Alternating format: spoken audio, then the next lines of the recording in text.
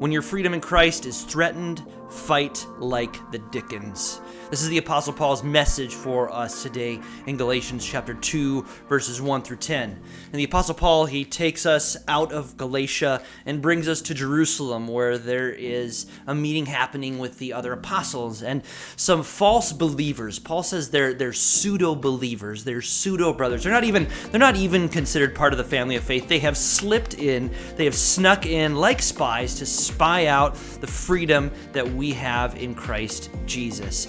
And Paul says, to them, I did not yield for even an instant. When you think about a spy operates in a certain kind of way. They're sneaky, they're under the radar, they're not up and in your face. A spy is not going to knock on your front door and introduce themselves and say, hey, just want to say I'm a spy. I'm going to be around here for a while spying on some things.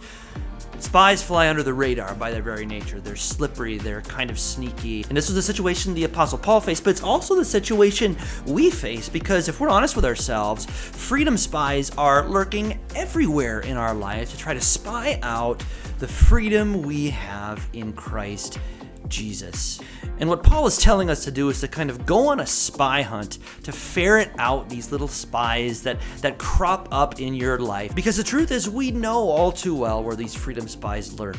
Whether this is mom guilt, or living under constant fear of judgment, or needing the approval of other people in our lives, or maybe just not being able to get past that sin we committed and the thoughts keep coming back to sort of haunt us. Here's what Paul says. He says, rebuke it.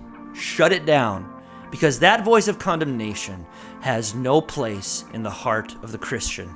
You get to stick up a no trespassing sign in your heart, because that is exclusively the domain of Jesus.